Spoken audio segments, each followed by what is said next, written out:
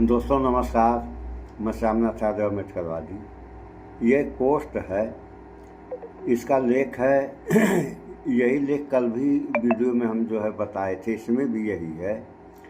लेकिन ये जो है भारत ब्रिक्स सम्मेलन से बाहर हो गया, उसके बारे में ये समाचार है। तो इसका लेख है, नाम नरेंद्र काम सरेंडर। ट्रंप कह रहे हैं ब्रिक्स छोड़ दो मोदी। तो मोदी जी का कहना है, जी हुजूर। ट्रंप चाबहार पोर्ट छोड़ दो मोदी, जी हुजूर। ट्रंप रूस से तेल खरीदना छोड़ दो मोदी, जी हुजूर। ट्रंप ऑपरेशन सिंदूर छोड़ दो मोदी, जी हुजूर। ऐसा लेख है कि ट्रंप कह रहे हैं कि इन सारी चीज़ों को छोड़ दो, और मोदी कह रहे हैं कि जी हुजूर हम छोड़ देंगे। और छोड़ भी दिए, छोड़ देंगे क्या, छोड़ दिए। अभी जो है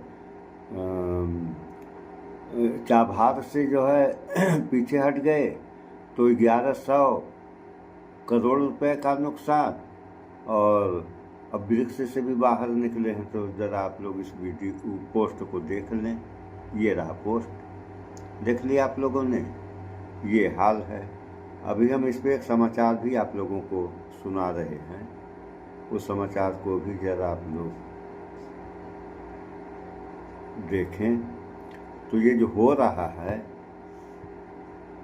ये सब हो क्या रहा है, क्यों हो रहा है, इसका परिणाम जो है इस देश के ऊपर क्या पड़ेगा, ये तो हर भारतीय को सोचना चाहिए,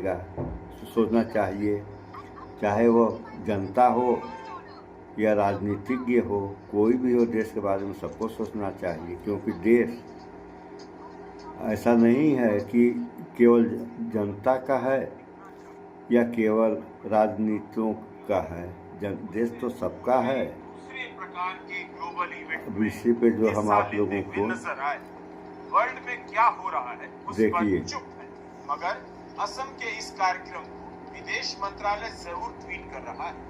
भारत की जनता को पूछना चाहिए कि यह सब तो ठीक है, अच्छा है, लेकिन जब तक विदेश यात्राओं पर निकल जाने वाले, अरबों रुपए खर्च करने वाले, संसद सत्र के दौरान विदेश यात्राओं पर जाने वाले प्रधानमंत्री मोदी दुनिया की घटनाओं पर क्यों नहीं बोल पा रहे हैं? बंगाल में ट्रेन का उद्घाटन कर रहे हैं, सियासी भाषण दे रहे हैं, राज्य सरकार पर घुसपैठ बढ़ाने के आरोप लगा रहे हैं, जबकि घुसपैठ रोकने की जिम्मेदारी उन्हीं की सरकार की है। प्रमाण तक देने की चिंता नहीं करते कि ममता सरकार का कौन सा अफसर बांग्लादेश से नागरिकों को लाकर यहाँ बसा रहा है। सीमा पर किसकी सेना, किसका बल, किसकी एजेंसी तैनात है, वह सब क्या कर रहे हैं? बंगाल और असम में सीमा की पॉलिटिक्स करते हैं, यानी इंटरनेशनल पॉलिटिक्स कर रहे हैं, मगर जो इंटरनेशनल पॉलिटिक्स असल में है उस पर नहीं बोल रहे। खुद ग्लोबल मंच से गायब है और दुनिया में असम की पहचान बनाने के इवेंट में बढ़ चढ़कर हिस्सा ले रहे। मेरी हमेशा इच्छा रहती है असम की कला और संस्कृति को बड़ा मंच मिले। भव्य आयोजनों के जरिए इसकी पहचान देश और दुनिया में बने।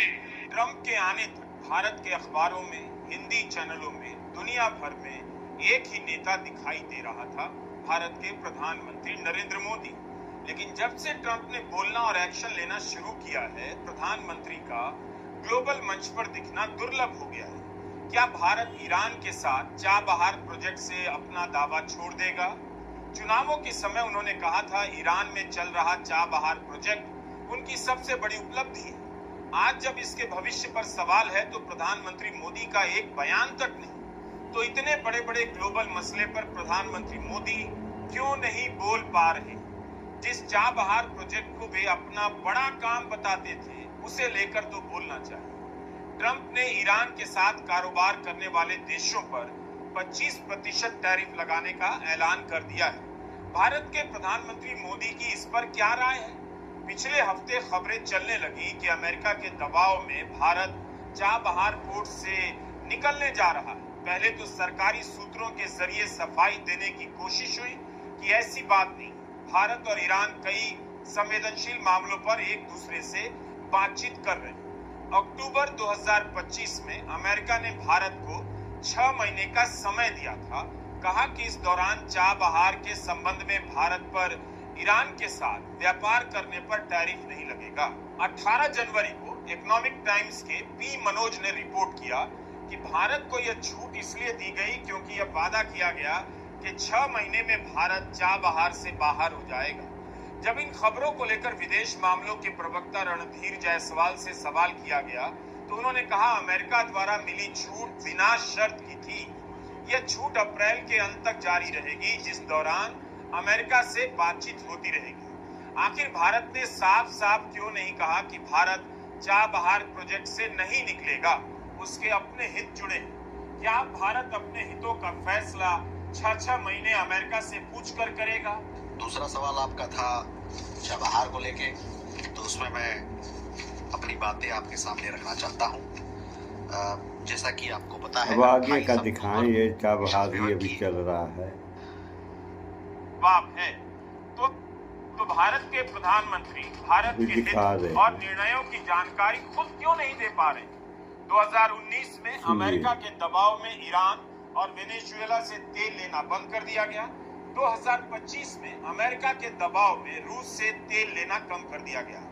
अब भारत की कंपनियां फिर से वेनेजुएला की तरफ दौड़ लगाने वाली हैं। हर दूसरे देश में ऐसी घटना पर वहां के प्रधानमंत्री और राष्ट्रपति बयान दे रहे हैं, ट्रंप की निंदा भी कर रहे हैं, मगर भारत में यह काम विदेश मंत्रालय के प्रवक्ता के जिम्मे छोड़ दिया गया है। क्या यह अच्छे नेतृत्व का उदाहरण हो सकता है, मजबूत टाइप के नेतृत्व का?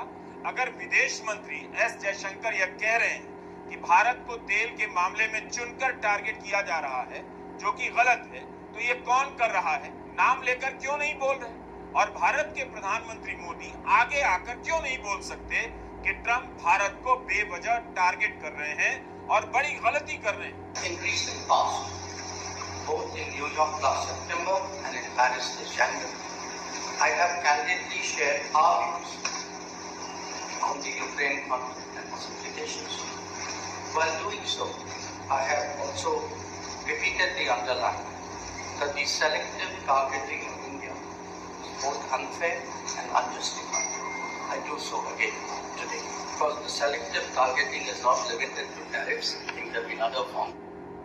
इसमें भारत ब्रिक्स की सेनाओं के साथ साझा अभ्यास में शामिल हुआ। अभी दिखा रहे हैं आप लोगों को। थी नहीं थी, फिर 10 जनवरी को ब्रिक्स देशों का एक साझा अभ्यास हुआ, भारत उसमें शामिल नहीं हुआ। 9 सैनिक शक्तियों का साझा अभ्यास था, उसमें भारत क्यों नहीं शामिल हुआ? इस ड्रिल का नाम था बिल फॉर पीस 2026। शांति के लिए होने वाली ड्रिल से भारत क्यों अलग हुआ? इसमें रूस, चीन, Iran, Brazil, Ethiopia, Indonesia, Egypt, संयुक्त अरब अमीरात की 9 सेनाएं थी। 10 सदस्य देशों में भारत को छोड़कर 9 शामिल हुए। क्या भारत रूस और चीन के साथ दिखने का साहस नहीं कर पाया? यूएई पर भी अमेरिका का दबाव काम करता हो। उनके देश में अमेरिका का सैनिक अड्डा भी है, वो 9 सेना अभ्यास में शामिल होता है। इथियोपिया 9 सैनिक अभ्यास में शामिल होता है, केवल एक देश भारत नहीं होता है। विदेश मंत्रालय की तरफ से अजीब सी सफाई दी गई कि यह ड्रिल व्यवस्थागत ड्रिल नहीं, यह दक्षिण अफ्रीका के आह्वान पर की गई थी, जिसमें कुछ सदस्यों ने भाग लिया। जबकि सच यह है कि भारत के अलावा ब्रिक्स के हर देश ने इसमें हिस्सा लिया।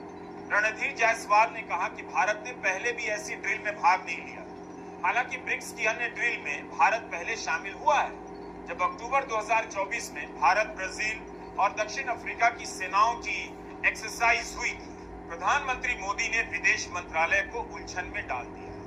विदेश मंत्रालय को समझ नहीं आता होगा कि उन्हें ग्लोबल पॉलिटिक्स को देखकर बयान देना है या बंगाल या असम चुनाव को लेकर बोलना है। विदेश नीति की असफलताओं को छिपाने के लिए अजीब अजीब तरह के तर्क गढ़े जा रहे हैं, समर्थकों द्वारा भी। विदेश मंत्रालय के प्रवक्ता को सुनकर अंदाजा होता है कि उनका पेशेवर अनुभव तो कुछ और कहना चाहता है, मगर बोलना कुछ और पड़ रहा है। वरना यह बयान क्यों दिया गया कि जनवरी 2026 में ब्रिक्स देशों के 9 सैनिक अभ्यास में भारत इसलिए शामिल नहीं हुआ क्योंकि यह ड्रिल व्यवस्थागत नहीं थी। जबकि अक्टूबर 2024 में भारत ब्रिक्स की सेनाओं के साथ साझा अभ्यास में शामिल हुआ। ड्रिल व्यवस्थागत थी नहीं थी, फिर भी चीन और रूस क्यों शामिल हुए? कब तक ट्रंप के फैसलों पर भारत के प्रधानमंत्री चुप्पी साधे रहे? क्या कभी भी ट्रंप के किसी बयान तो सुन लिया आप लोगों ने, का नाम लेकर अब पूरा क्या सुनाएं? अब पूरा जो सुना रहे हैं इसको आप लोग सुनिए। तो ये जो हो रहा है आप लोग देख ही लिए, चाबहार से बाहर निकल गया, रूस से तेल नहीं लेगा, और तरह तरह की समस्या जो है ट्रंप भारत के सामने पैदा कर दिया, और भारत के विश्वगुरु मानते चले जा रहे हैं, ये कुछ बोल नहीं पा रहे हैं। तो इससे देश का फ़ायदा और नुकसान देखना चाहिए। तो आप लोग देख लीजिए, 1100 करोड़ रुपया चाबहार में डूब गया, और बेइज्जती अलग से मिली। और अब ये जो वहाँ सैनिक अभ्यास किया गया उसमें भारत हिस्सा नहीं लिया। अब तक भारत हिस्सा लिया था, ये पहली बार है कि भारत हिस्सा नहीं ले रहा है। और विदेश मंत्रालय जो प्रवक्ता है वो क्या कह रहे हैं तो आप लोगों ने सुन ही लिया। वो गुमराह करने वाली बात कह रहे हैं, बात है दूसरी और बता रहे हैं दूसरी। तो वह सैन्य जो है, मतलब एक तरीके से इसको क्या कहा जाएगा, सैन्य अभ्यास था। तो जब वह सैन्य अभ्यास था तो उसमें कौन कौन सी तकनीक अपनाई गई, उससे भारत वंचित हो गया। अगर वही गया होता भारत तो उसमें कौन सी तकनीक अपनाई जा रही है, अपनाई गई, ये कम से कम अपने नज़रों से तो देख लेते लोग। लेकिन अब वहाँ क्या हुआ इनको कुछ पता ही नहीं, कौन सी तकनीक अपनाई गई इनको कुछ पता ही नहीं। आप लोग देख ही रहे हैं आज के समय में तरह तरह के आधुनिक तकनीक अपनाई जा रही है। तो उस तकनीक से तो भारत गया, और बाकी आप लोगों ने सुन ही लिया, जगह जगह जो है ट्रंप रोड़ा डाले हुए है। तो इन सबों से हो क्या रहा है, इन सबों से अगर कुछ हो रहा है तो जहाँ तक हमारा देखना है या हम अंदाज़ा लगा रहे हैं, इन सारी व्यवस्थाओं से केवल भारत पीछे जा रहा है। अब डॉलर के मुकाबले रुपया देख लीजिए, इस दुनिया में सबसे, जहाँ तक हमारा अंदाज़ा है समाचारों के हिसाब से ये हम बता रहे हैं कि दुनिया में सबसे हल्का पैसा इस समय अगर किसी का है तो वह भारत का हो गया। तो अब जो कर्ज चुकाना है, अब जितना चुकाना था अब उससे बढ़ के चुकाना होगा, यहाँ भी टूट आ गई। और कहाँ कहाँ हम आप लोगों से गिनाए, टोटल हम बता दे रहे हैं कि भारत हर तरह से, हर क्षेत्र में, चाहे कोई भी क्षेत्र हो, हर क्षेत्र में दबाव में है। और यह दबाव जो है, यह जो है इसके लिए बहुत ही हानिकारक होगा, क्योंकि हर जगह इतना अब आप लोग देख लीजिए चाबहार को, अगर चाबहार बन गया होता तो भारत को भी फ़ायदा हुआ होता, और जहाँ से भारत का जिन जिन देशों से जुड़ाव होता उन देशों का फ़ायदा होता। और अब वो प्रोजेक्ट ही बंद कर दिया गया यानी भारत के तरफ से, तो अब जो है मतलब जो लाभ मिलना था वो लाभ गया, यहाँ भी टूट आ गई। तो हम कहाँ कहाँ टूट आप लोगों को गिनाएं, यानी टोटल हम बता दे रहे हैं हर जगह टूट है इस देश में। ये तो टूट वाली बात हुई। अब देखिए जनता की और सरकार की कहानी क्या है, जो भी दल हैं वो केवल आपस में लड़ रहे हैं। यानी देश में क्या हो रहा है, विदेशों में क्या हो रहा है, इन लोगों को इससे कोई मतलब नहीं है, ये केवल आपस में लड़ रहे हैं। और जनता की अब आप लोग देख लिए, जनता की भी वही हाल है। जनता, देश में क्या हो रहा है, विदेश की तो बातें छोड़िए, देश में क्या हो रहा है किसी को कोई फर्क नहीं पड़ने वाला है। ये जो है ये भी आपस में उलझे हुए हैं एक दूसरे से। तो इस तरीके से अगर जनता रहेगी, सरकार रहेगी जिस देश में, उस देश का विकास होगा तो कैसे होगा। इन सब बातों पर भी आप जनता को ध्यान देना चाहिए। अगर आप जनता इन सब बातों पर ध्यान नहीं देंगी तो विचार किसका, नुकसान किसका होगा, नुकसान आप जनता का तो होगा ही, प्लस देश का नुकसान हो जाएगा। और अगर ऐसा हो गया तो यह देश और इस देश की जनता कहीं की रह नहीं जाएगी, ये हमारा मानना है। आप लोगों का क्या विचार इस बारे में कमेंट में तो बताना है नहीं, आप लोगों को मत बताइए। ये हाल है। फिलहाल भाईचारा बना कर रहें आप लोग। इस वीडियो में इतना ही। स्वच्छता अपनाएं, शुद्ध खाएं, स्वस्थ रहें, शिक्षित बने। जय विज्ञान, जय संविधान। नमस्कार।